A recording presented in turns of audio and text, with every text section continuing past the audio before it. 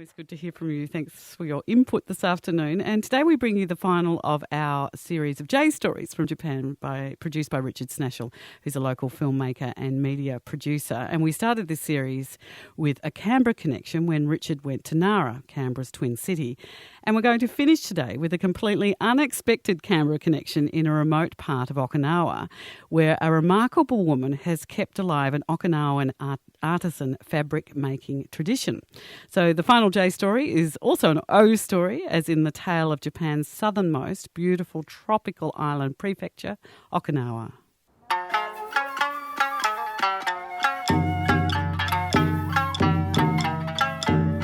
Well, this story from Okinawa has a completely unexpected twist.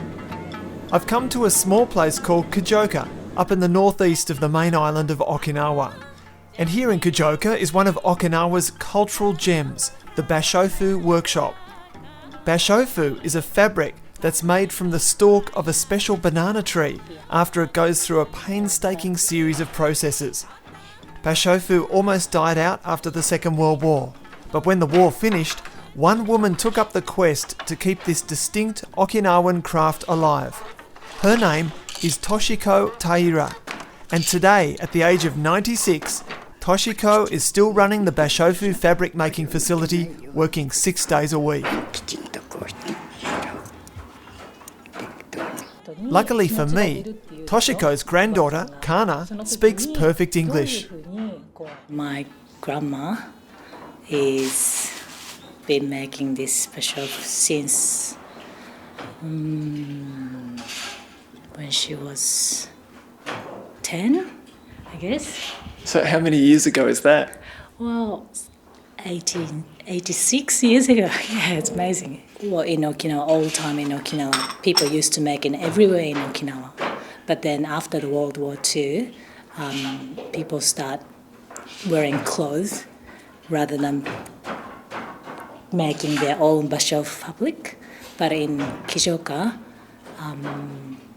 because of my grandma, put a lot of effort to preserve it, so still remain here. You were explaining to me earlier that the finest Bashofu will be used to make Kimono. Yes, only for kimono, yes. That's the best fabric for kimono in Okinawa because Okinawa is very humid and hot. So the Bashofu is very, very suitable for this humid and hot weather because it's so nice and airy. But while Kana was talking, I couldn't help but notice an odd thing, something familiar about her voice. Is there a connection to Australia for you? Yes, actually I studied in Canberra, 2 years at ANU. I studied anthropology. Yes. So just when I thought I was about as remote in Okinawa as I could get, I find an incredible Canberra connection. But then it got more amazing. My husband is from Canberra, so yeah, he studied at ANU as well. Yeah, that's how we met.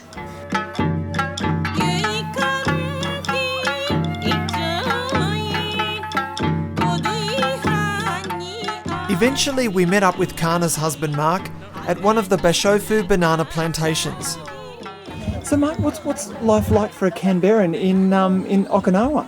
It's good. It's really good. I like it. I've spent a bit of time in mainland Japan, but to tell the truth, I prefer being here in Okinawa, especially where I live is pretty rural and small town atmosphere. It's really nice. I guess the climate's a bit different from Canberra. It's subtropical, so I get to avoid the cold Canberra winters, which is always good. But yeah, no, the beaches are beautiful. The people are amazingly friendly and really approaching. But also it is a bit of a different place. I mean, you've got a mix of cultures here. You've got the local Okinawan culture, which is quite distinct from the Japanese culture, and then you've got the American culture from the military influence here. And so, I mean, I often get mistaken for an American soldier despite my appearance and build, I guess. But yeah, it happens, and so there's not many Aussies around. But yeah, it's an interesting place to live, and really the culture is really fascinating. So I really enjoy being here and spending time here with my family, with my in-laws, and it's really nice. So tell me who's coming over. So this is my wife, Kana, and my daughter, Asa. Hi, Asa. Say hello. You going to say hello to Richard? No. Oh, that's not very nice. No? You going to smile? And I met Kana through a friend that I used to study with. I went just, how else do you meet people? You go to a party, a university party at a college, and met Kana, and she can't remember me the first time, but I did, and sort of went to the next party and found her again, and, went for there. But, While this Australian connection is an incredible thing, I don't want to take away from the Bashofu's story that brought me here in the first place, and Toshiko's remarkable dedication and passion for her craft and the training of others for the future.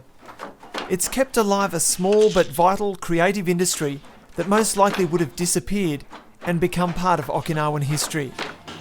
This place is made for my grandma and also the old ladies in Kijoka to pass on the knowledge to these young generations. So this is a kind of training place as well.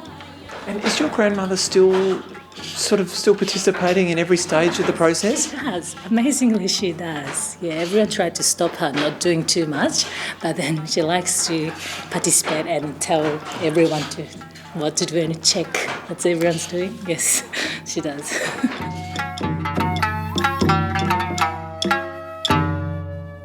And the music you heard in that story is from a highly respected Okinawan folk artist, Kiko, off her album Full Moon Serenade. And Richard saw Kiko perform in Okinawa and was so taken with her, he's made it his mission to get her on the bill at next year's National Folk Festival here in Canberra. And the J Stories also have filming her up on Richard's YouTube site if you want to take a look. And we thank him very much for bringing us those beautiful stories. It is